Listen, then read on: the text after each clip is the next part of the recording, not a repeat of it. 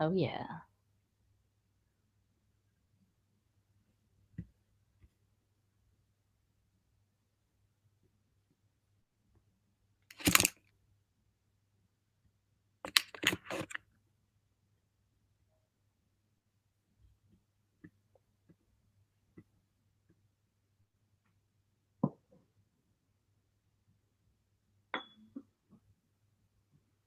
Hello. Hi, everyone.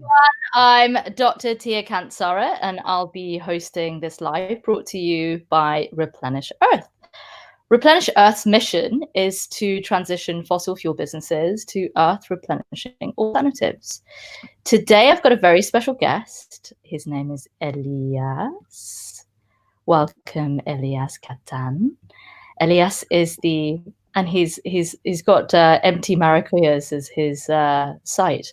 Elias Cattan is the founder and director of Taller 13, Arquitectura Regenerativa, dedicated to understanding living systems as ecosystems and cities designing and different kinds of scales, furnitures, interiors, buildings, urban planning. And he's absolutely incredible in his vision to integrate patterns of community life with different kinds of systems within which they kind of like evolve and develop, and also looking at regenerative processes. So welcome, Elias. Nice to have you on. Such a good Sunday. And you're in Mexico City. How's it going in Mexico? Oh, Mexico. Always beautiful and crazy, as I say. It's been a while, like, what, a year since I was there? Right? Yeah, a little bit over a year and something. Last Hatch. Mm-hmm. Hashtag because of Hatch. Because of Hatch. See, Mexico, I mean, it's going interesting. We're apparently hitting our descendant curve in terms of pandemic, and fortunately our hospitals were not overrun. It seemed to be an appropriate designed response at the level of the pandemic. I would have loved, in hindsight, at the beginning, I was like, it's good that they're not like in this massive lockdown everywhere, right? It's good that they're not enforcing martial, security in the streets and all that. And so instead of just like going down, we've hit like a very long plateau. And it seems that the pandemic will be around in this style until October. So it's a very long COVID-teen, as quarantine does not apply anymore. I've lost it. I don't know how many weeks, but I've been in lockdown since March 13. I know this because Westworld third season came out on March 15th. And that was my first weekend saying, okay, I'm not leaving my house. No. So Mexico is a very interesting place. Like all of us, I'm in London at the moment, and I went for my first walk outdoors along the canal, and it was quite the experience, because it's almost as if physical spaces have this identity. And when you're not in that physical space, do you still hold the identity of that place?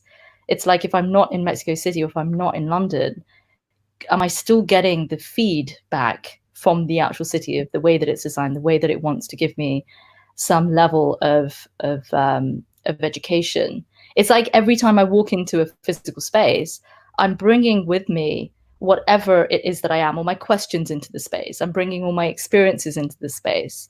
So physical spaces and our interaction with them is so powerful.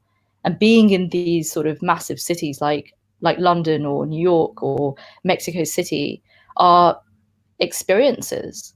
They're, and you design these experiences with your work, right? Well, we haven't designed cities. We're just trying to actualize or update our city design, because you see, Mexico City is 2,240 meters if you take the lake level, the lost lake level or lost wetland level. above sea level. So it's a pretty unique place. It's very high up. It's close to the equator. We're in the only volcanic and the only mountain range actually that happens to be a volcanic axis that crosses the continent east to west. The Mexica or the Aztec called it the belly button of the world, something like that, or the heart of the world. And I mean, you know it by being here. This city is a pretty strong and complex and beautiful character. It just has so much history. I've taken my mentors and guides around the city, and I've literally, not my fault, but they just literally started crying because of what they were feeling in Zócalo. This is Bill Reed, right? We're in Zócalo coming out of a governmental meeting, waiting for our car, and he just like, I would believe the proper word would be verklempt, right? Like over emotional feeling of the history of that place. And then if we could just imagine what happened in Mexico City's historical center, or back in the day, right? Tenochtitlan, the conquest, the 68 student massacres, and so. I always cite and I deeply invite anyone who's interested in the Americas to read about them. And my favorite books are Charles C. Mann's books, 1491, like what was in the Americas before, and what we know a lot about is Tenochtitlan. It's like maybe our best recorded aspect of what was life like before the Columbus Exchange, as he calls it. And then he goes on 1493, right, and saying, well, Mexico City is by definition the most cosmopolitan city, or something like that. He goes to say, I mean, globalization didn't start in the 200 years ago, or right, to 100 and some years ago. Globalization started in 1492 here. Before here, we did not have tobacco, right, from the Amazon in Europe. We did not have corn from here in China that went in to cause ruckus in the last Chinese dynasty, corn, right? Italian food did not have tomatoes, and chocolate is not Swiss. The only place on the planet where a culture evolved around cacao, it was their currency. It was sacred as wow. And well, for those of us who love chocolate, we know what it is, right? So we have this, like, I was showing you my weekly food. We have this like abundance of diversity of place, and in these top five mega diverse countries on the planet, and you feel that. You feel all that layered history coming, and we've been a part of world transformations a couple of times, right? So a series of times, maybe we could even say. So I don't know. I love this country, and I love the city, and yeah, I feel very, very fortunate to be able to live here, in spite of, I don't know, security or corruption or air quality, or things that we are directly and indirectly fighting against, right? One of the the key areas when I think about you and your work is regeneration. Regeneration in terms of regenerative systems, ecosystems, regenerative design, feedback loops, that kind of biomimicry, permaculture. And I feel that, that there is a very big sort of question when it comes to regeneration. What would you feel comfortable defining regeneration as? It's having an impact, a developmental impact in your place, or the place that you're working in, and with the community that inhabits that place. That's like my simplest definition. And it comes obviously from, well, my main mentors in regeneration have been the Regenesis group, specifically Tim Murphy and Ben Haggard and Bill Reed. And it's linking people to place, community to to watersheds. And it's in a little bit more maybe convoluted scientific unwrapping of this. I think it's just of integrating our dynamics, human developmental dynamics, with living systems that we are part of. And that sounds like what? And it's, we just live in a type of ecosystem. That ecosystem functions and relates to you in a certain way. Our most, I believe, our most intelligent decisions as humans is honoring that and designing things with that pattern of development and growth and type of species and amount of water and air and climate. And how do you take that into your designs? How do you make a beautiful house that doesn't need, let alone exorbitant amounts of energy and water brought from somewhere else, but that is actually producing biodiversity, electricity, energy? It's almost as if it's like it's by design doing it. I So believe there is it's like, right? It's like a form of design that hasn't even thought about being regenerative. So what kind of principles are there in regeneration? What kind of, you know, when you're first thinking about maybe an architecture that you're going to be designing, or if you're thinking about, you know, some level of infrastructure and ecosystem that you're developing, what are some of the principles that come to mind where you're quite curious about, you know, what does this mean? How should we, or how can we develop this ecosystem when we're working together, and so many different parts of it are coming together? It's not as if it's a very simple infrastructure, because we have this legacy of systems and a inheritance of all of these different methodologies and standards, etc. So, yeah, could you speak towards that? I mean, I each regenerative group has their principles, but I like to go back to the like basic ecological maybe principles, basic living system principles, right? It's a little bit about everything develops. So it's not about that development is bad and that the proper way is to not develop anything. Saying this from an architect with my real estate developer hat on, right? Real estate development can be regenerative. We need to help place and people develop in a more healthy way. We need to also understand that we are part of something bigger than us. It doesn't matter at what scale you draw the us or where you put your fence, as my dear mentor Tim says.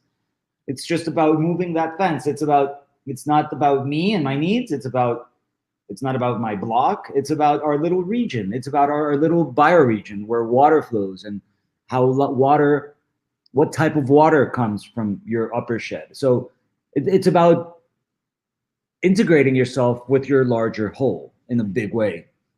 And when your larger whole is this huge Anahuac watershed, it's just like beyond any type of, well, I can do anything. It's like 1 million hectares, right? What can I do? But also you can realize of having that perspective and act in your little niche, considering that whole and being an example of what that whole could be.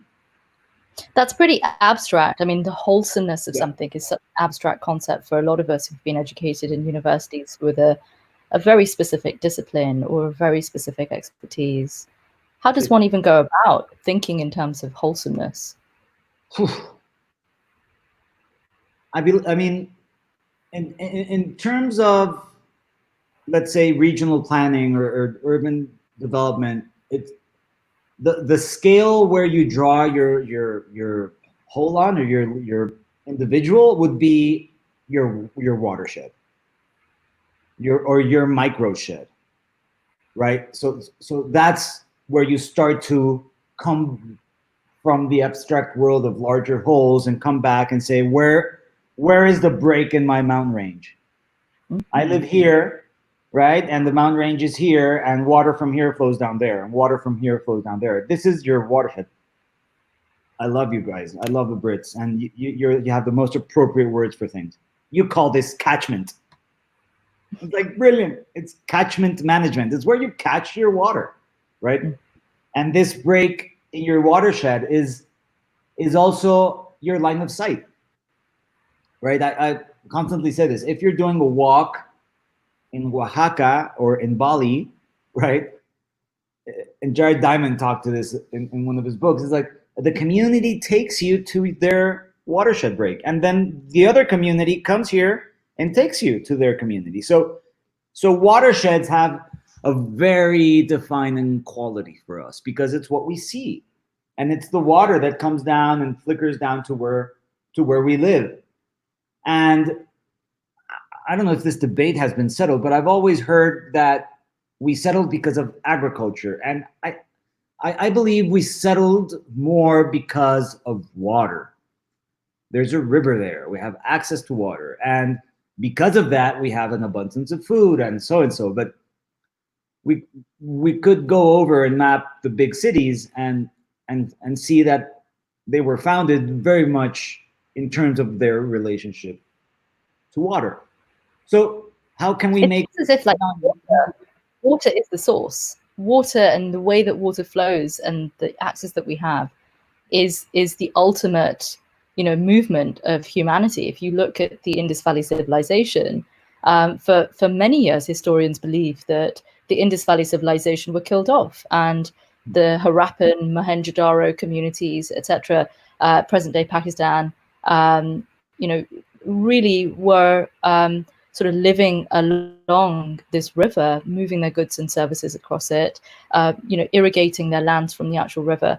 And then there is this strange history where for about 300 years, we don't know what happened to the Aryan civilization that were living in that region, may have come and basically killed off these people. We actually don't know. There are some very strange burial grounds that these people have been found in. But then a huge migration may have occurred, and we just didn't know about it until recently, when satellite imagery showed us some of the actual sites would have been where the River Indus may have been in the past. And it makes sense because if you were to look at the actual, the map of the locations, they're sort of like, all across the river of its old path. So the river has actually shifted course. And as a result of that river shifting, people have migrated towards this. The movement of that river may have been some interesting sort of climate relationship. But water is the source of our lives. And of course, if we're looking at these times where huge amounts of pollution are being taken into the atmosphere, and the atmosphere is sort of holding all this pollution is transboundary. Just because you have an identity towards a boundaried space called England, France, that doesn't mean that pollution behaves the same way. Go back to your state pollution. What I mean? Like gets a visa and then heads over to France and says, "Well, I've got a visa now." It's like COVID. COVID doesn't have a visa. Water is everywhere, and it's this sort of the atmospheric relationship that we have through the actual dimensions of what we call Earth, that we've created this sort of space-time loop, generating the matter in this gravitational pull that gives us the identity that we have. So it's really fascinating right now talking about regenerative science and actually, I want to say, actualizing the wholesomeness approach that you're talking about, because to actualize wholesomeness, you need to step into all of the sort of the strands that you're feeling and seeing. So it's a very, I want to say holistic. It's as if the sort of the logical mind doesn't get it, because the logical mind wants to sort of section things off and like create infrastructure and systems that make sense and control the environment. Very egotistical, controlling the aspects of this so that it works together and fits together like a module. So the larger piece requires a much deeper nuance, like this sort of like the sense of the abstraction of what that feels like to be wholesome or be part of the whole without the boundaried identities of the past. So this although kind of honoring that, like we need to also honor that. I love Tom Wilber's definition of evolution, right? And he goes to say include and transcend. Correct. You I can love that. transcend if you're not including. Right. And it's kind of like, you want to be at that space where you invite in that which existed beforehand, honor that. And instead of sort of saying, well, sorry, you just got it wrong, stay out of this one, right? Like I'm sorry, but like creative perspective, it just didn't really work for us. You need another maracuya. Sorry, but you got it wrong. Where's the coffee? So it's sort of like this, there is this dynamic, this shift of this dynamic from living in very sort of like small geographic systems and expanding this geographic reach that we've now got, because that is one of the pluses of being a globalized community of humans.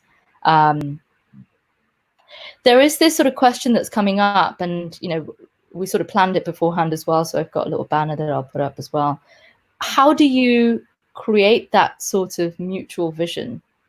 Because regenerative, wholesome growth in terms of non-boundaried self feels quite abstract, but then also bringing it into our lives of what we do and how we do that is also probably the biggest challenge. How do we do it?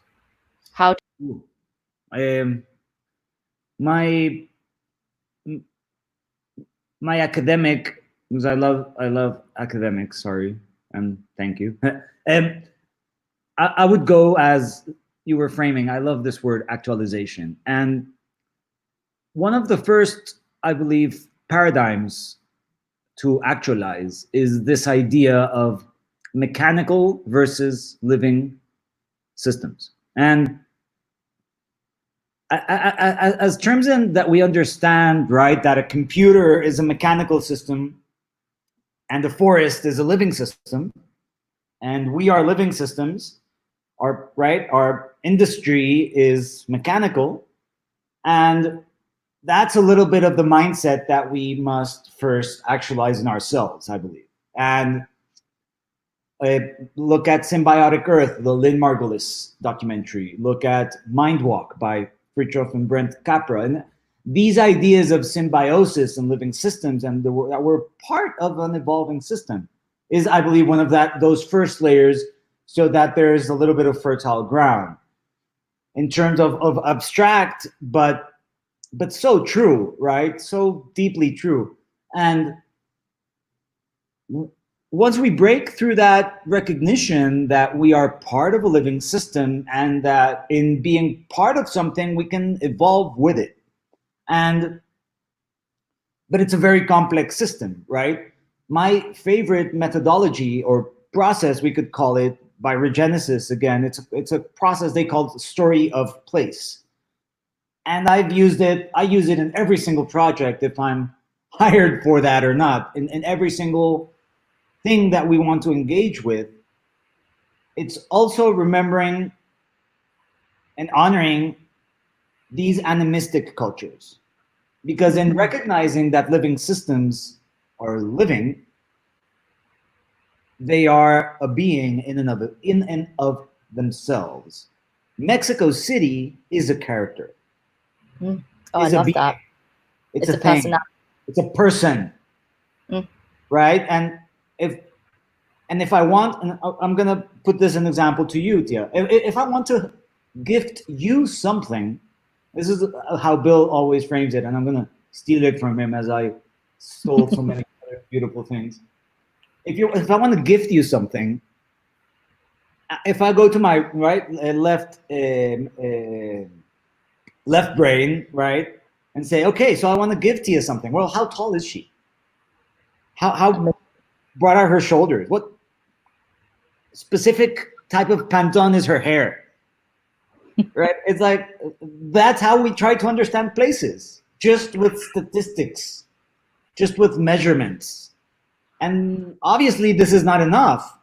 I mean, if I want to give you a coat, maybe your shoulder width would help, right? But how much is a coat going to help you in your development? Oh. Well, so, it might protect me. I don't get cold and freeze to death. It may be a beautiful coat, and it will protect you from rain and cold. But as we try to see things as planners and as architects, and try to guide our students into this process is like, we want to give the city something that helps in her development. And a lot of how we know complex systems like Tia or like Elias or like the city is through stories. Right? And this can take us into shamanism, right? That this is a subject I know we both love. But it's animistic. Nahuatl language and a series of languages around the planet did not even have the object aspect of the language, right? This is not glass, or cup, right? This is not a cup. This is thing from where I drink from, or things like that. There are no things outside, right? This objective reality that we've poured so much into in this modern mindset, and really recognizing everything as living. And I mean, we who have experienced a sacred ceremony with a power plant, be it mushrooms or ayahuasca, right, or peyote. I mean, this ritual and this psychedelic experience just unveils you. And I mean, this goes into a little bit of my own path, and it's not necessarily for everyone, obviously, but I would not do what I do without my shamanic work and the power plants that have helped me realize that the forest is alive, that the trees are alive, that everything is interconnected either by air, water, or mushrooms. Right? It's just like beautiful. And if you realize this, it's these what Stefan, my Schumacher teacher, says, it's these Gaia moments. It's these mind, body, soul melting moments where you realize you're small and insignificant and significant and deeply significant at the same time. That you are part of a huge, beautiful web of diverse expression, and everything is alive. And that's a very, like, maybe backtracking every academic thing right now and going to the story of place framework. But we can go into these simpler ways. I believe the most profound ways is to realize in ourselves this type of perspective. I don't know what to say. That wood is alive, right? And this is one of the big gifts that the Gaia hypothesis, then theory, proved to science, right? Before, we thought as biotic and abiotic, right? You have something that is living, an avocado tree, and you have something that is non-living, like a rock or air or water. Right? Water is not alive. Air is not alive. A rock is not alive. They are all alive. And I deeply invite everybody to read Animate Earth by a scientist, Stephen Harding. And it's this animistic perspective explained by a modern day scientist. And the way he explains it, it's just so beautiful.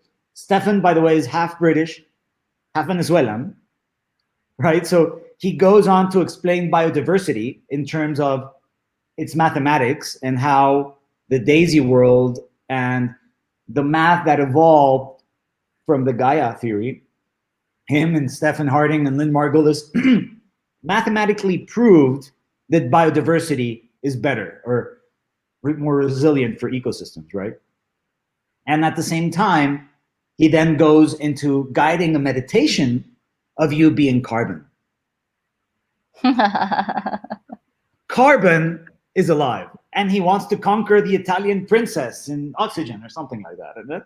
So he personifies the elements in terms of how they interact with each other, because, you know, water coming down and the lichen in the rock breaks the rock, opens up the minerals, and the water, I'm not truly a scientist. I just love science. And he just goes on to explain the interactions between the fungi in the water and the minerals in the rock all interact into biological degradation, something, mineral biological degradation that ultimately goes into sediment, into rivers, and into the ocean. That's our kind of our planetary air conditioning.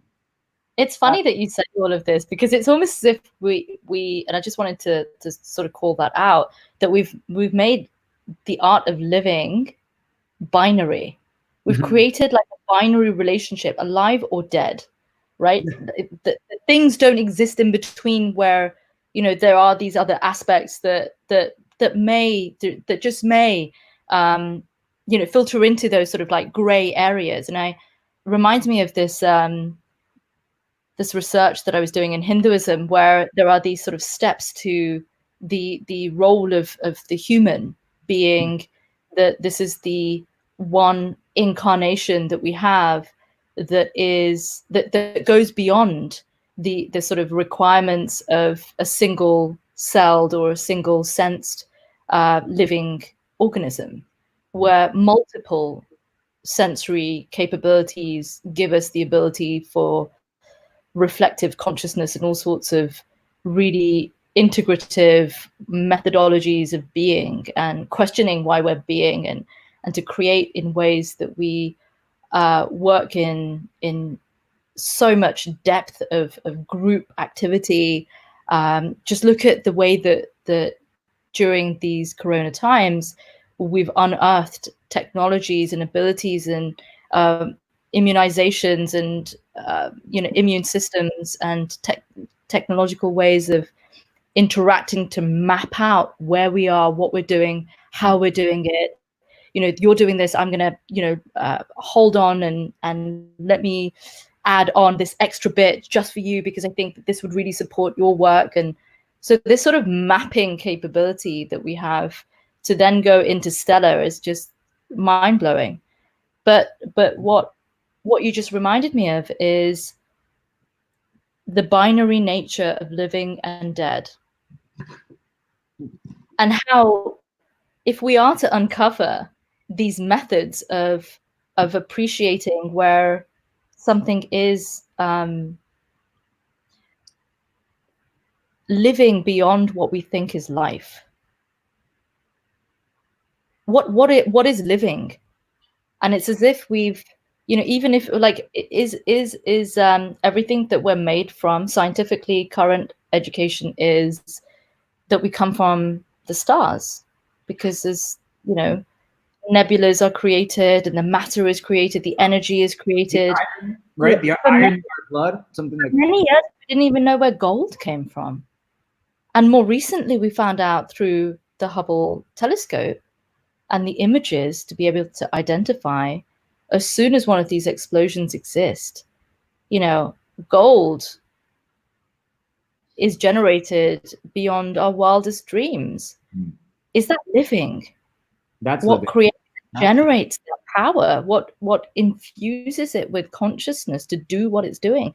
Is it even conscious? Is it aware? Like, we're so young in our capabilities of being able to understand all of this. We're microbes. Young, but you really got a lovely question in my mind, and that is, I'll share it here. That is, what is the shamanic evolution of a city? You know, I had this beautiful conversation. I study with a shaman. She's from the U.S., Colorado, but she comes a lot to Mexico, to Mexico City. Vamarie, love her so much. And at some point, I was asking right at the beginning of why is a shamanic path different than studying, I don't know, Judaism, right? My family comes from a Jewish, is Jewish. She comes from a Jewish background, or Christianity, or the modern day religions like Scientology, or my brother is deep into Scientology. So it's me trying to understand what's the difference between these, if one would serve me better than the other, or things like that. And The true shamanic path, as Vam said, was helping you find your own power, helping you find your own path. And that speaks very deeply into essence of what the city is in its essence and who it wants to become as this living entity. So in that case, it's like at a series of levels, right? And this story of place actually is very deeply shamanic because it helps you understand a place's evolution, right? So if we want to help a city encounter its own power, its own, from a biologist standpoint, maybe we could say its own niche. Like, what is unique about Mexico City, about its essence, about your place from wherever you are listening us to? What is unique about your place? And how can you be a part of that place, understanding its own uniqueness and its role with its larger context? So what is Mexico City's role within Mexico? What is Mexico's role within the Americas? And learning to understand that, or we wouldn't say maybe understand it, or maybe just unveiling it or exploring it. A lot of what we say is invite people to be detectives. I've always been a fan of Sherlock Holmes, right? So I'm like, I'm going to be Sherlock Holmes, right? And I'm going to go and talk to a geologist. Hey, geologist, what's up? What is unique about this place? Tell me what's unique for you about this place. And then you go talk to a hydrologist, because how the mountains are formed determine where topology, river flows, where water flows, where water is stuck and doesn't pass on to the other side, so it creates an arid region. So geology defines hydrology. Geology and hydrology define biology.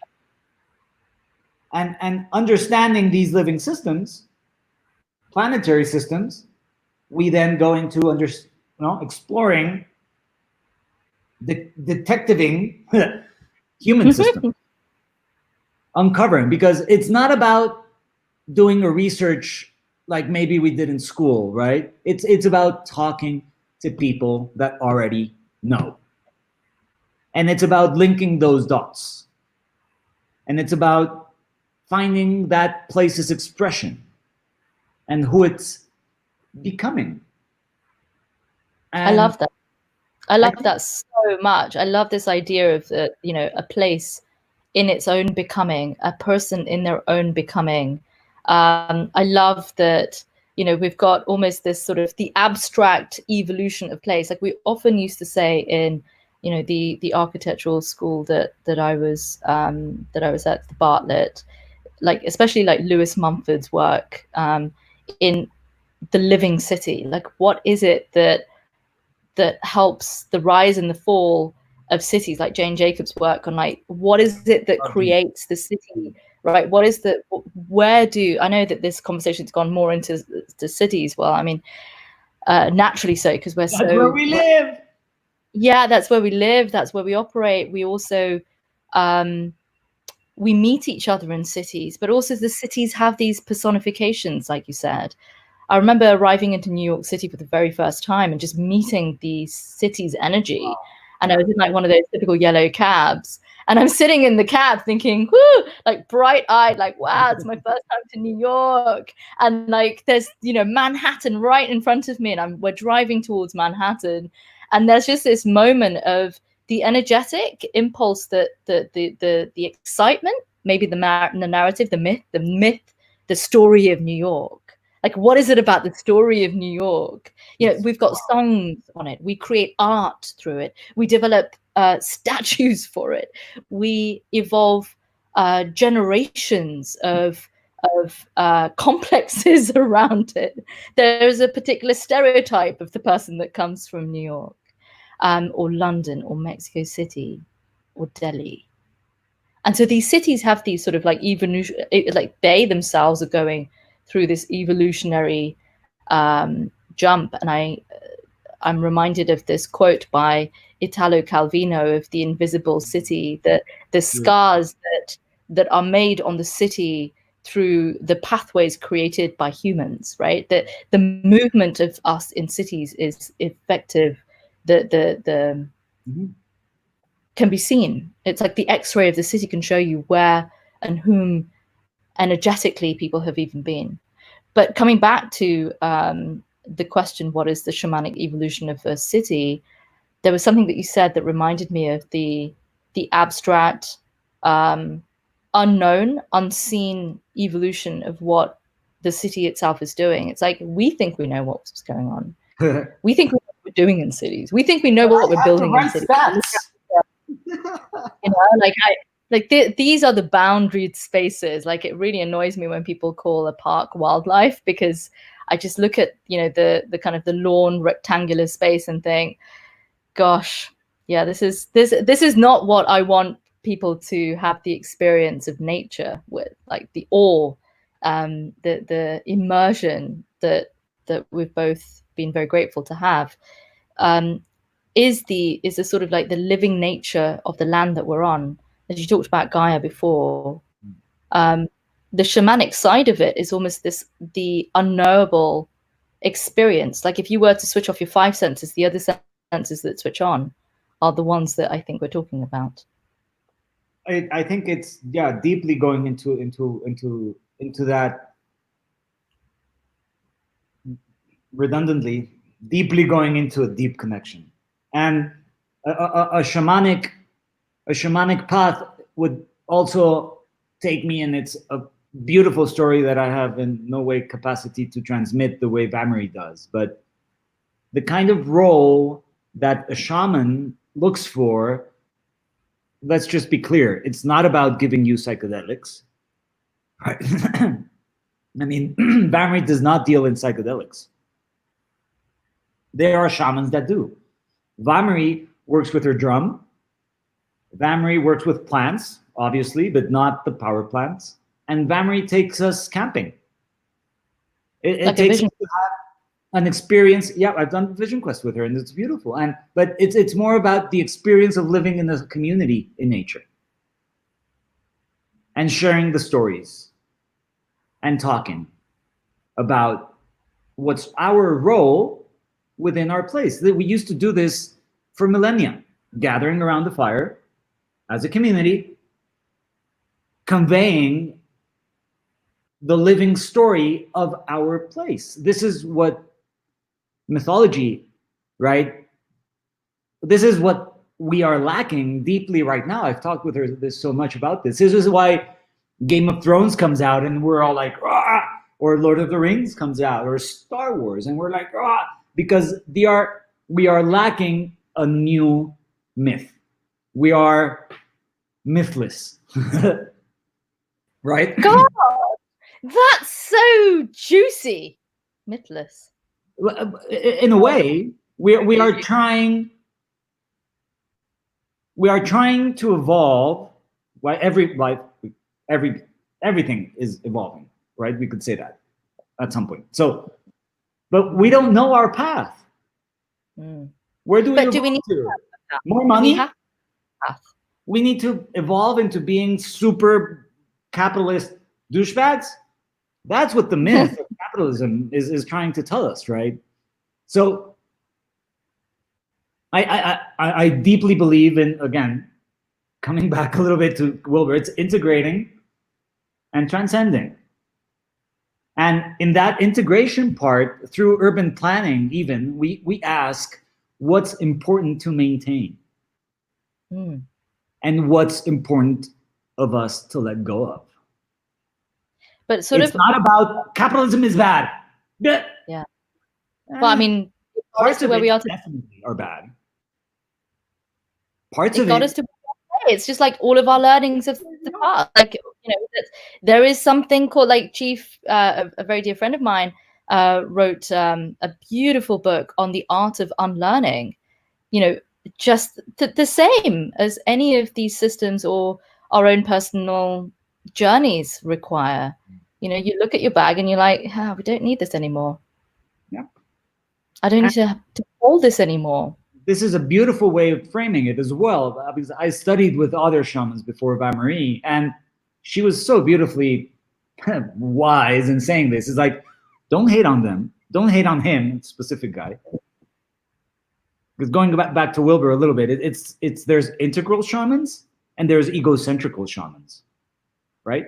There's a there's integral Jewish, Christian, every type of religion leader, and there's egocentrical every type of religion leader, right? We can be integral in any type of mindset. I lost my train of thought a little bit, but I'm going to bring you back to this one particular question I think I keep having in the background. Got a banner, so I'll share it. Is this guidance? Because whether you're a city in its own evolution, shamanically or otherwise, whether you're a person who's looking into regenerative ecosystems, this living system that we are in has some way of guiding us. And the guidance may not be the typical path of university education. So what is that guidance that you're tapping into? I deeply love Ervin Laszlo's work, and he talks a lot about this layered word, but I think deeply important to understand, and it's coherence. Coherent systems. So a living system would guide us into how much water we can harvest, how much sun and electricity we can produce, or wind. I mean, a living system frames the development we can have. And understanding and honoring it goes as simple as don't grow, and we talked about this where we first met actually, don't grow almonds where almonds are not prone to grow, right? Like drinking, how did we say it in Hatch Europe? It was like drinking almond milk from almond grown California almonds is not something cool, right? It's you're helping a state deep in its own grave, right? In this drought that the drought, right? So it's about being coherent in your own development, and in terms of, well, I can grow avocados here, right? Things as simple as what we depend on daily for our life, which is food. And I think that is probably our most leveraged entrance in a number of ways, right? Don't buy industrial meat. Don't. One of the reasons we are in this pandemic is that we are badly treating our fellow animal brothers and sisters. And industrial meat, we could say like over industrial, almost anything won't be very good for you if it's relating to food. Everything. Right? So know your grower, know your farmer. Where does it come from? Is he using or she using pesticides?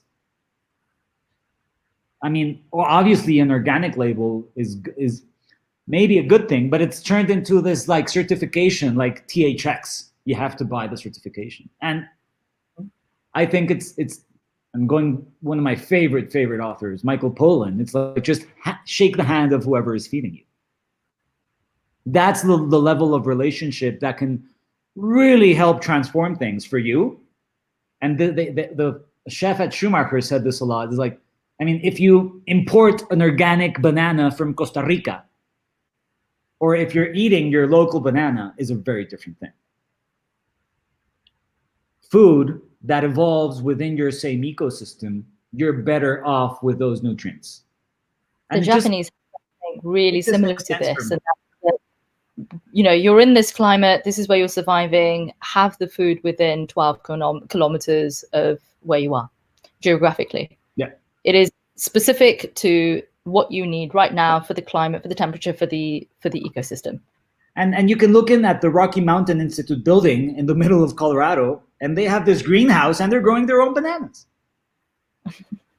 Right? So it's also just to push that boundary in a creative and coherent way.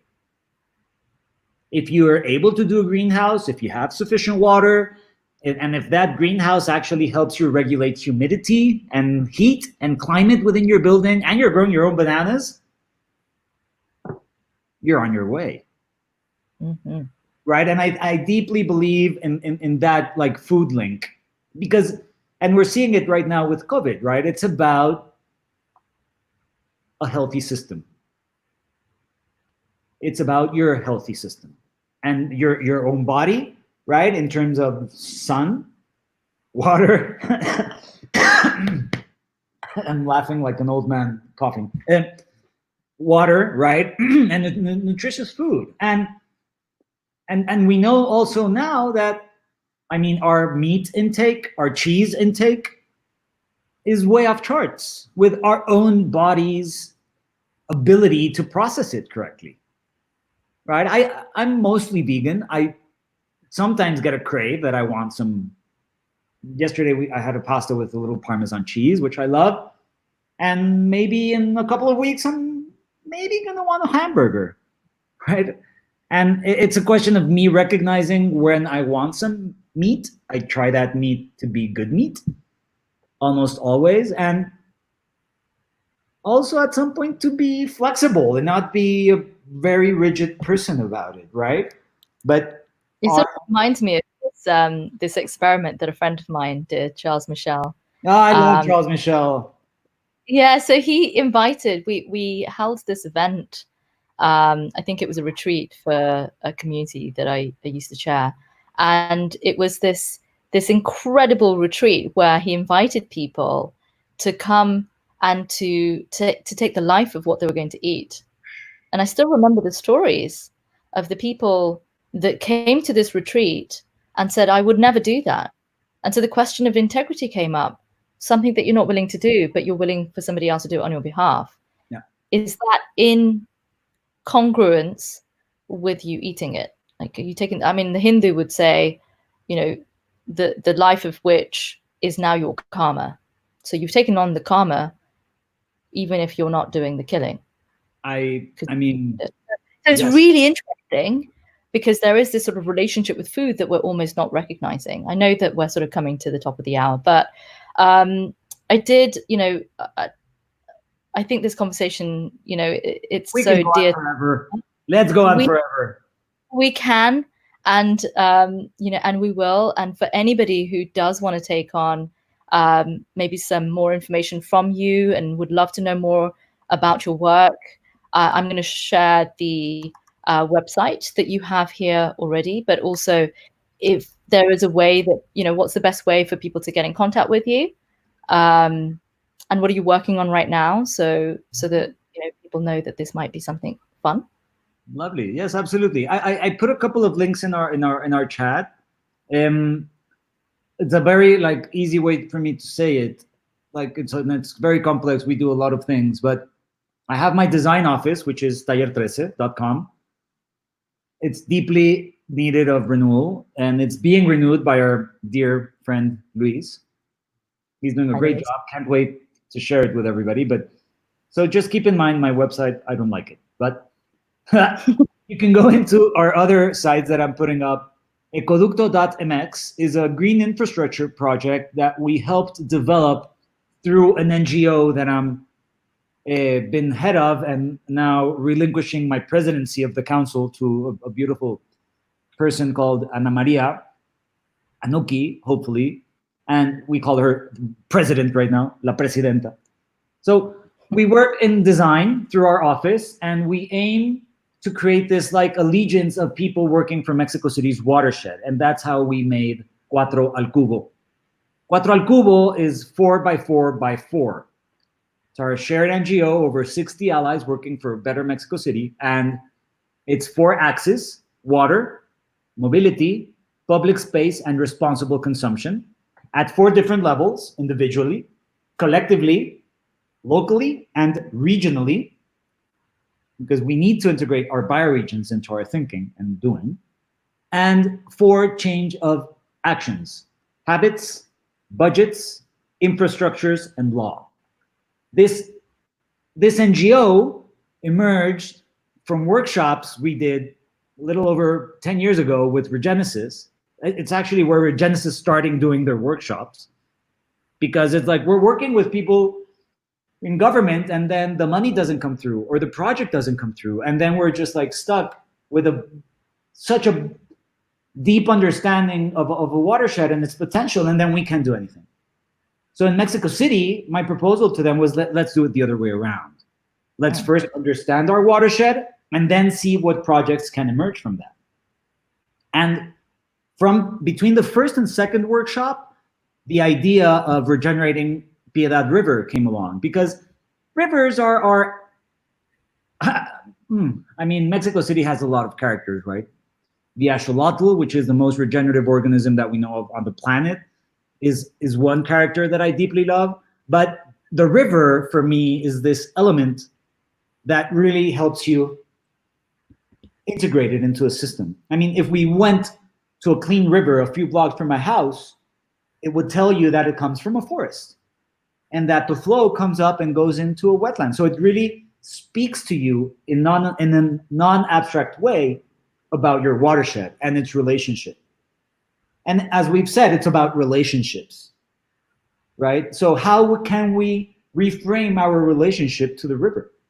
So we did the Regenerating Piedad River project because government wanted to put palm trees over our tubed river. It's like, wait, palm trees aren't even from here. Let's bring the river back, right? And see, it's about, yeah, that's where we are. And that evolved into a movement called Picnic en el Río. I'll put it here, hashtag Picnic en el Río.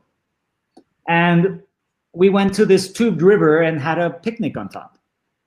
And ultimately we've been trending topic at some point.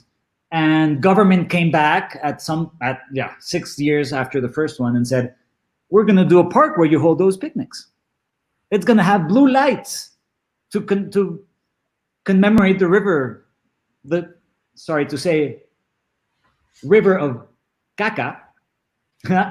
Everybody knows the definition of caca, right? A river of caca flowing through our city. So this is the relationship we've been aiming to change through the river, that our rivers should not be our sewers. How I explained it to my dear old dad before he passed, and it's like we have a tube. Forgive my graphics, but it's like if you have a tube from your, from where you do caca to your arteries. How long as an organism could we live with our arteries being full of caca? Not very long. So no, not very long. This is what our organism has. I mean, Mexico City has a chronic case of dysentery diarrhea. What happens to an organism that is constantly in diarrhea? Your nutrients go away, you're dehydrated, one of the main causes of death worldwide. So, and that just like loops back into regenerative, right? It's a loop.